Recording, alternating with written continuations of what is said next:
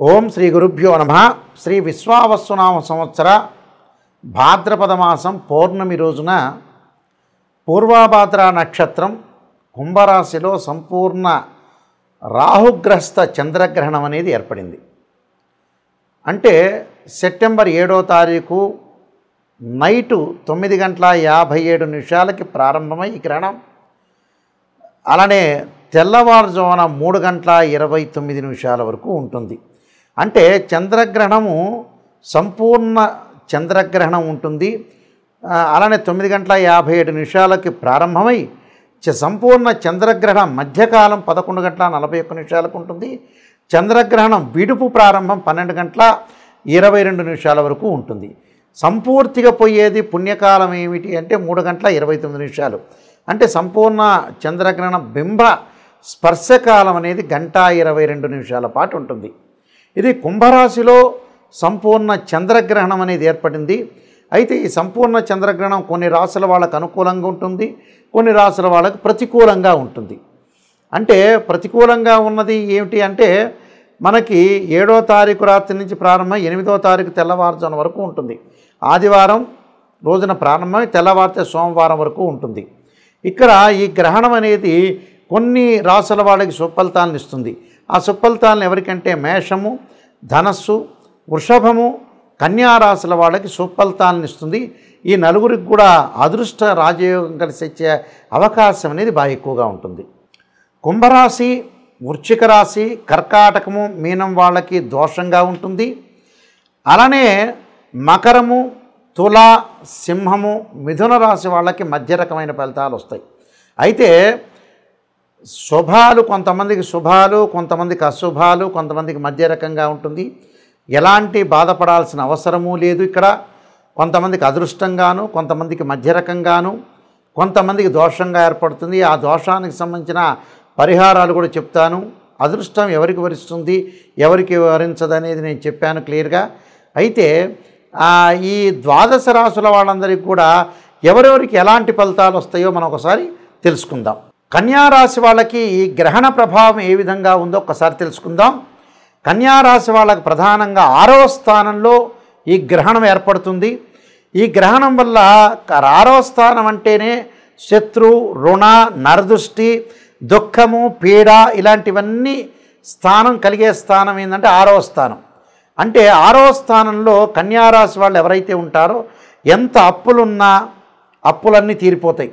విపరీతమైన ధనయోగం కలుగుతుంది. రోగాలు మటమాయం అయిపోతాయి. దీర్ఘకాలిక వ్యాధుల వాళ్ళకు కూడా అనుకూలంగా ఉంటుంది. అకాల మృత్యువు కూడా తొలగిపోయే అవకాశాలు ఎక్కువగా ఉంటాయి. కాబట్టి కన్యారాశి వాళ్ళు ప్రధానంగా రాజయోగం కలుగుతుంది. అదృష్టవంతులు.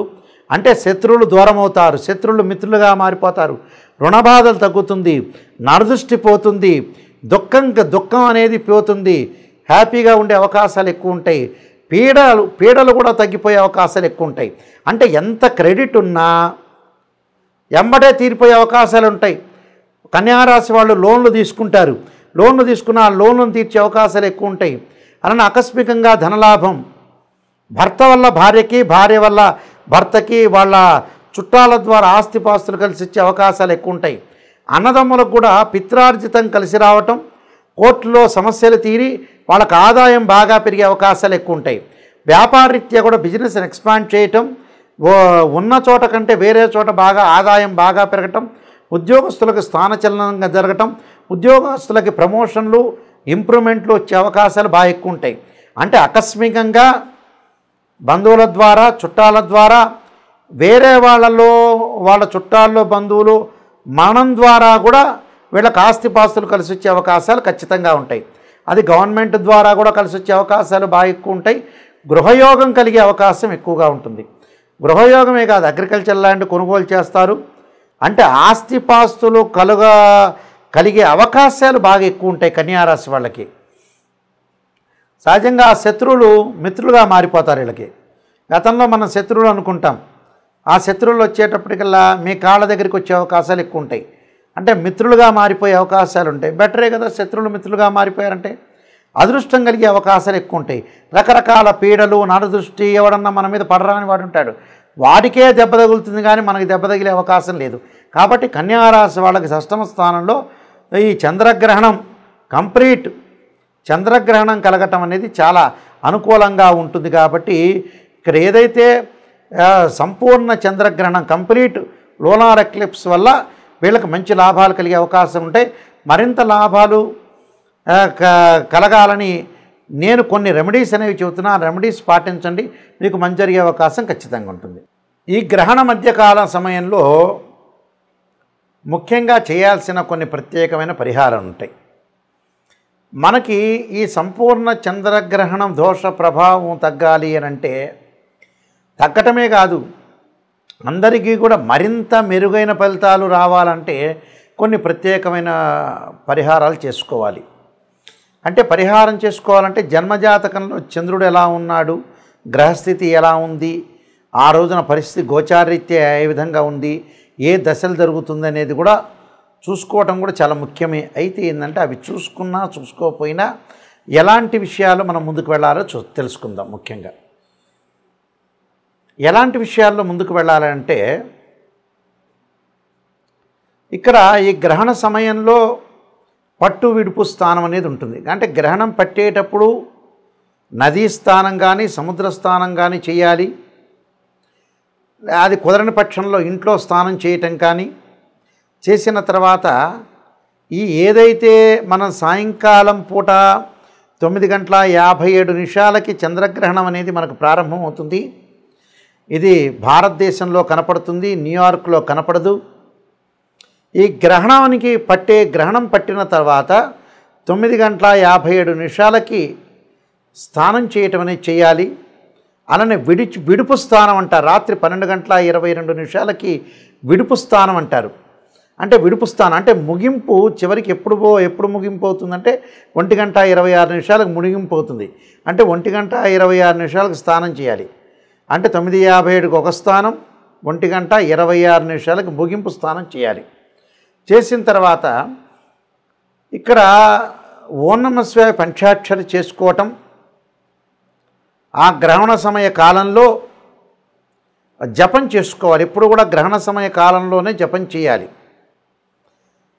ఎలాంటి జపం చేయాలి? ఓం నమః శివాయ పంచాక్షరి, అలానే ఓం నమః శివాయ పంచాక్షరితో పాటు రుద్రగాయత్రి మంత్రం తత్పురుషాయ విద్యే మహాదేవాయ ధీమహే తన్నో రుద్ర ప్రచోదయాత్ అనే మంత్రాన్ని చక్కగా చదువుకోవటం, ఓం నమో నారాయణాయ నమః అనే మంత్రాన్ని చదువుకోవటం, రాహుగ్రస్తమైన చంద్రగ్రహణం ఏర్పడటం వల్ల తప్పకుండా చేయాల్సింది ఏంటంటే సుబ్రహ్మణ్య స్వామి యొక్క ఆరాధన. తత్పురుషాయ విద్యే మహాసేనాయ ధీమహే తన్నో షణ్ముఖ ప్రచోదయాత్, నాగరాజాయ విద్యే పృథ్వీధరాయ ధీమహే తన్నో సర్ప ప్రచోదయాత్ అనే మంత్రాన్ని కూడా చదువుకోవాలి. చక్కగా దర్భాసనం మీద కూర్చొని రుద్రాక్షమాలతోటి ఏ మంత్రం రాకపోయినా ఓం నమః శివాయ అనే పంచాక్షరి మంత్రాన్ని చదువుకోవటం వల్ల అన్ని రకాల సమస్యలు తొలగిపోతాయని అర్థం.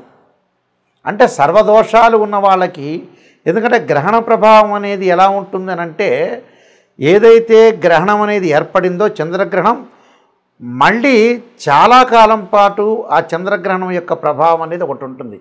మినిమంగా మనకు శాస్త్రంలో చెప్పినట్టుగా 3 నెలల పాటు ఆ గ్రహణ ప్రభావం ఉంటుంది. కాబట్టి 3 నెలల తర్వాత ఆ గ్రహణ ప్రభావం తగ్గుతుంది అని అర్థం.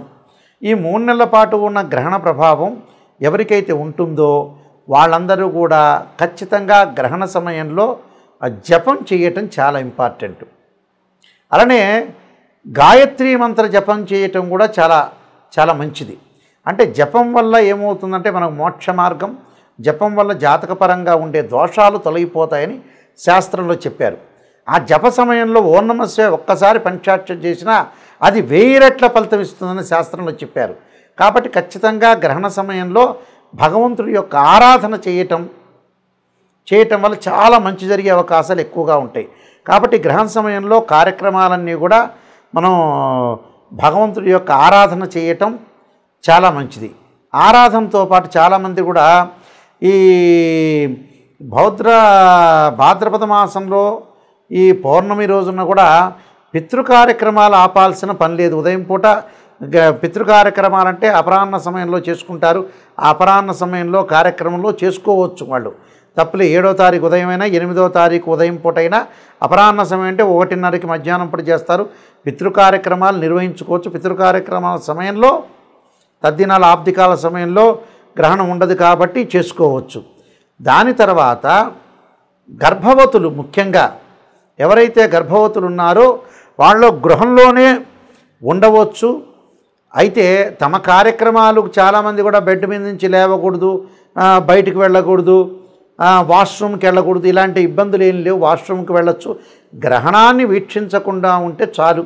కానీ లోపల ఇంటిలో వాళ్ళ కార్యక్రమాలు కానీ వంట చేసుకోవచ్చు కానీ వాష్రూమ్లకు వెళ్ళటం కానీ ఇవన్నీ కూడా తమ కార్యక్రమాలన్నీ కూడా వీళ్ళు చేసుకోవచ్చు. ఆ కార్యక్రమాలు చేసుకొని ముందుకు వెళ్ళొచ్చు. ఎలాంటి ఇబ్బందికరమైన వాతావరణం అనేది లేదు. గర్భవతులు ఇలాంటి నియమాలు పాటించడం అనేది చాలా మంచిది. ఈ గ్రహణాలకి గ్రహణం అయిపోయిన తర్వాత 2 జంట సర్పాలను దానం చేయటం అనేది చాలా మంచిది.